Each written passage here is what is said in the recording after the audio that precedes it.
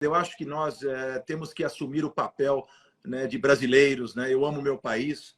Eu não fiquei muito preocupado em agradar esse ou aquele. Deixei claro as minhas diferenças, que eu tenho algumas com o nosso presidente. Já tive a oportunidade, a sorte de poder falar isso para ele pessoalmente. É uma boa pessoa, tem boas intenções, montou um grande ministério, fez muito bem para a economia brasileira. Tem algumas posições um pouco mais pesadas que ele já está largando, é só olhar para ele agora, né? Ele teve que bater muito para poder quebrar um sistema enraizado de corrupção que nós tínhamos no Brasil. Eu acho muito chocante para mim a falta de memória que muitas pessoas têm, né?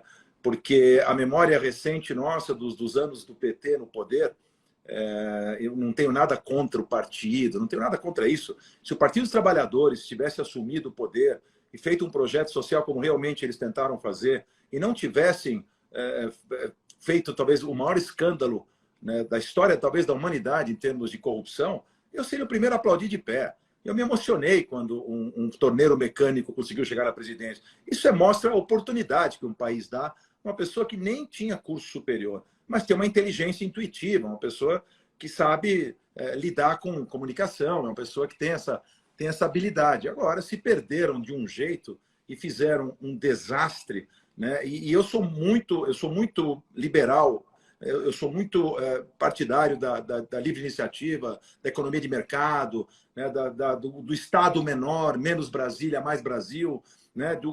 O governo tem que cuidar de saúde, educação pública, segurança pública, esse tipo de coisa. Tem que deixar as empresas, tem que deixar todo o resto na mão da iniciativa privada. Então, assim, isso é tudo contra o que eles pensam.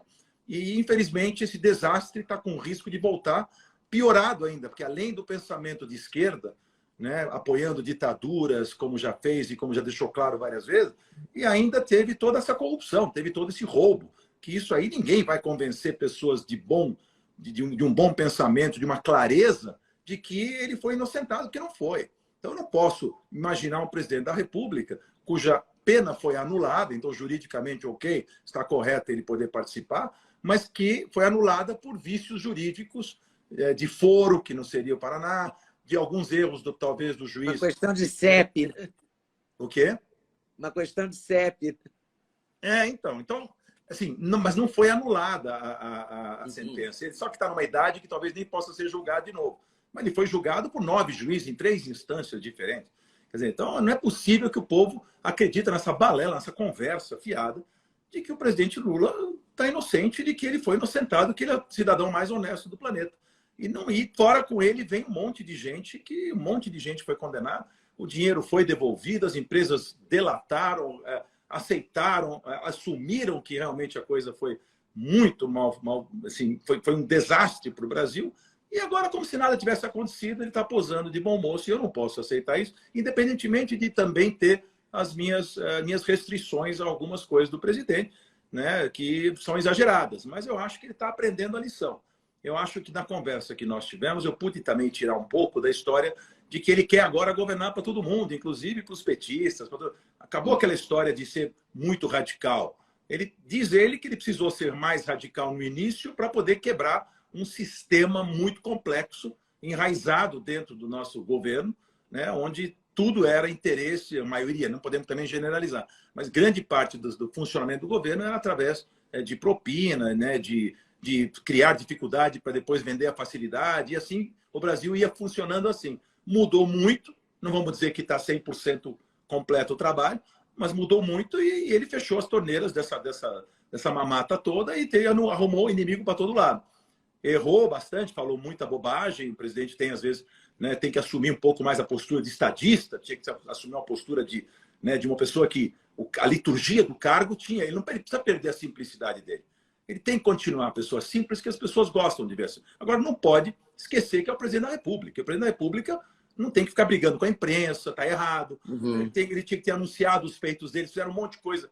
Ele deu um tiro no próprio pé, ele quer atacar os veículos e não anuncia o que ele fez. Isso é um erro danado. Então, um monte de erros que acabaram, vamos dizer assim, maculando um pouco essa administração e atrapalhando. E ele mesmo foi o grande eleitor do Lula, por causa dessas coisas, e não por causa dos feitos dele. Os feitos dele foram muito bons em muitas áreas. O ministro Paulo Guedes tem assim, eu sou um dos maiores fãs que ele tem. Outros ministros também, o ministro Tarcísio, que, se Deus quiser, vai ser nosso governador, uma pessoa sensacional. Então, assim, nós tivemos vários exemplos, né, da ministra Tereza, vários, o ministro Marcos Pontes, pessoas preparadas, pessoas que fizeram um trabalho decente, que fizeram o Brasil assim, decolar num momento muito difícil de pandemia e de guerra.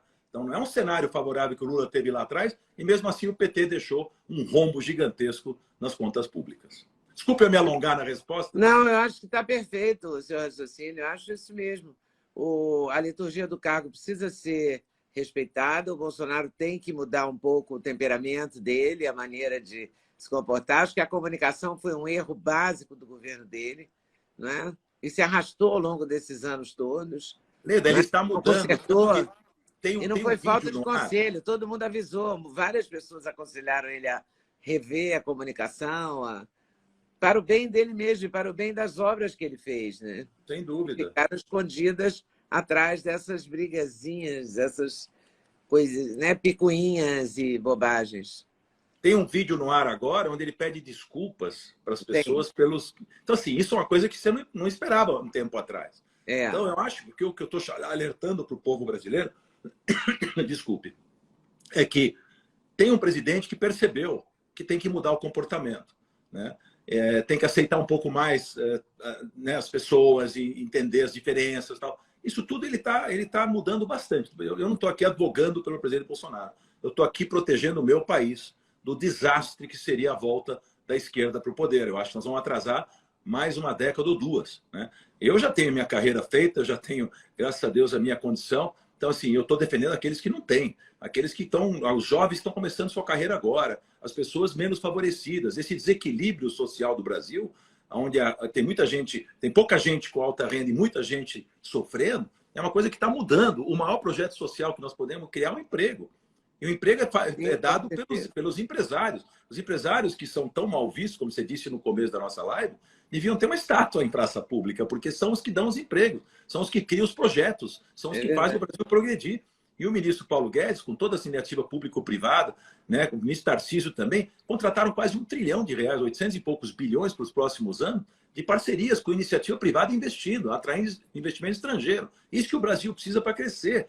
Não é só Auxílio Brasil, o antigo projeto lá do Lula, que nem lembro mais o nome, era o Bolsa Família. Não é só isso. Isso aí é importante em momento de crise para deixar essas pessoas que não têm recursos sobreviverem, terem um pouco de condição. Mas se a gente conseguir dar emprego para todo mundo, um país de pleno emprego, com desemprego no máximo de 1 ou 2%, é um país fantástico, onde as pessoas vão poder movimentar. A classe média, criar uma classe média forte, é o que fez os Estados Unidos ser gigantesco. A classe média americana é gigantesca. As pessoas pensam que os americanos são tudo bilionários, tem poucos bilionários, mas tem poucos pobres também. Então, a classe média, que é gigantesca, é essa que movimenta a economia. E é isso que o Brasil precisa criar nas próximas décadas. Uma classe média forte, para sair da pobreza, as pessoas, tirar elas e botar no mercado de consumo e fazê-las terem condição de adquirir bens para poder viver uma vida um pouco mais digna, que é muito difícil. Na verdade, lembra o poeta Carlos Drummond de Andrade. O Auxílio Brasil é muito legal, mas é uma rima, não é uma solução, né? A solução é o emprego.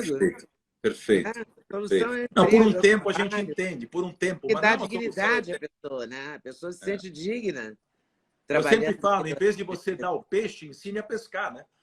Deixa eles pescarem, quer dizer, dá o peixe quando precisa, porque eles estão precisando para não morrer de fome. Mas depois, faça um projeto de país onde as pessoas possam pescar por si próprias e não precisarem ficar recebendo peixe em casa todo dia. Que é muito pouquinho também. Com R$600, você não vai conseguir sair da miséria. Você vai só sobreviver. O ideal é que as pessoas tivessem uma renda, possibilidade de alcançar uma renda maior. E é todo um projeto gigantesco que leva anos e anos. Nós não podemos agora voltar para trás, né, para um governo que realmente foi um desastre para o Brasil, principalmente nos últimos anos Dilma e nos últimos... O primeiro mandato do Lula ainda foi um pouco melhor porque o mundo estava crescendo muito. O Brasil conseguiu vender suas commodities no mundo aquecido, etc. Aí ele pegou essa onda. Depois que o mundo desaqueceu, mostrou a incompetência, né, dessas pessoas que estavam no governo. Nós não podemos correr esse risco de novo. É uma pena muito grande para nós. A gente chegou no ponto, quando terminou o governo Dilma, quando ela foi empichada, o desemprego era recorde. A gente nunca tinha tido um desemprego tão alto, né? Gigantesco. E que está ralando. O Bolsonaro ralou muito, o Paulo Guedes ralou muito, o Tarcísio ajudou, para poder... A ministra Tereza Cristina também, né? Incentivando o agro, trabalhando com o agro. Diminuiu muito o emprego no Brasil. Diminuiu. Ao contrário do que eles ficam falando, que o presidente Lula fala às vezes no debate, tal, melhorou muito a situação de emprego no Brasil. E melhorou a economia, e nos tornamos de novo a 10ª economia do mundo, né? Já chegamos à 13ª, agora a 10ª. Então, assim, o Brasil está voltando a crescer, né? O melhor desempenho do mundo hoje, comparado com toda essa crise que todo mundo está vivendo em virtude da guerra da Ucrânia e o pós-pandemia, né? Nós estamos saindo dela ainda. O Brasil é um dos melhores países, porque foi melhor administrado com tudo que teve que fazer para fazer frente à pandemia, né? Com a loucura que é, porque depois da pandemia viu uma guerra, foi muito surpreendente, né? Ninguém esperava isso. Não é? O mundo não estava... Não é que o mundo esteja em algum momento preparado para a guerra, mas era a última coisa que a gente podia imaginar. Era o que nós não precisávamos, né? Nós não precisávamos Não precisávamos de uma guerra. O mundo ainda precisa se recuperar de uma pandemia que quase destruiu as economias. E aí você ainda vem com um maluco como o Putin fazer a bobagem que ele foi fazer para tentar, entre aspas, recriar a tal da União Soviética que era no passado.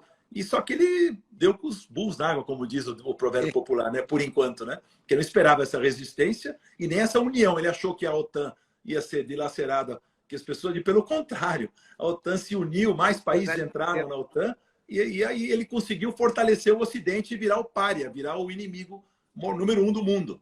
Pois é, e ele não dá sinais de que vai desistir, né? Eu acho que ele já está se desgastando, porque todas as sanções econômicas, você acompanha como grande jornalista que você sabe muito bem, levam um tempo para fazer efeito, né? Então, as sanções econômicas que foram dadas à União Soviética, desculpe, não existe mais, à Rússia pela União Europeia, pelos Estados Unidos, pelo Ocidente, começam a fazer água na economia russa. A Rússia é uma economia pequena, é o tamanho do PIB do Brasil. A Rússia é 2 trilhões e pouco.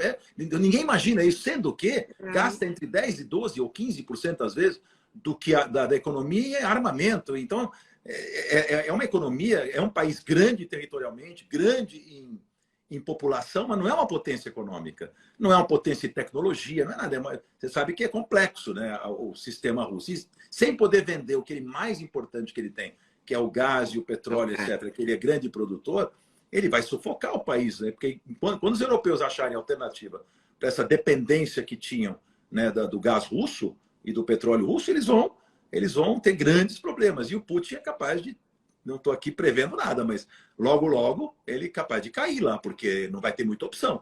Gostou do corte que você acabou de ver? Vale a pena conferir com certeza, né? Então vai conferir muitos outros cortes no canal de cortes Leda Nagli. É claro que a entrevista completa você vai conferir no YouTube Leda Nagli, canal Leda Nagli do YouTube, você não pode perder de jeito nenhum.